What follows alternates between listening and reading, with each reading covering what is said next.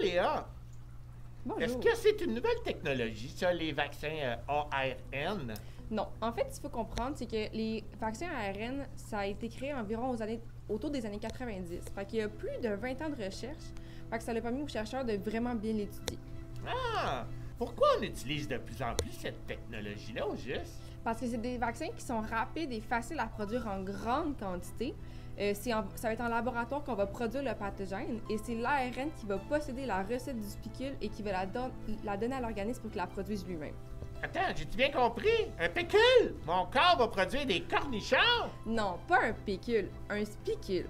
En fait, c'est comme la carte de visite des virus, puis ça va permettre au corps de les reconnaître.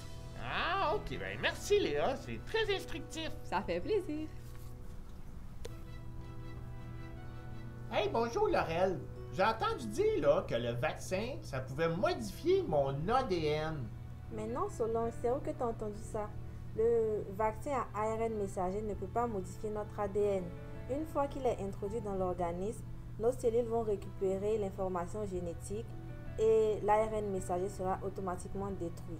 Ok, mais c'est possible que l'ARN ne soit pas détruit puis que ça puisse modifier mon ADN?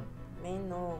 Une fois que l'ARN est introduit dans l'organisme, il est tellement fragile qu'il s'autodétruit. Et puis en plus, la molécule d'ARN est tellement grosse qu'elle ne peut pas traverser la membrane nucléaire. Il y a juste les virus tels que le rétrovirus du VIH qui est capable de traverser cette membrane. Sinon, l'ARN est beaucoup trop fragile pour modifier notre ADN. Fait que, si je comprends bien, notre ADN n'est pas en danger.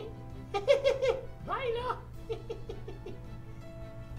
Bonjour, Enid. Je me demandais, là, l'ARN messager, c'est un camion de transport qui vient livrer nos colis Amazon, ça? Non, Solange, l'ARN messager est la copie du gène de l'ADN qui provient du noyau d'une cellule et qui joue un rôle important dans la synthèse des protéines. Mais pourquoi avons-nous besoin de protéines, au juste?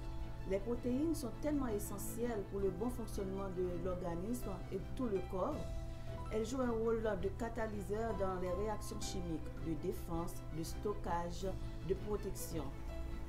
L'ADN, là, ça a-tu juste un gène? Non, Solange. L'ADN a environ 20 000 gènes permettant de créer un nombre élevé de protéines afin de jouer un rôle très important dans notre organisme. Wow! Hey, merci beaucoup, Enid! De rien, Solange! Bye!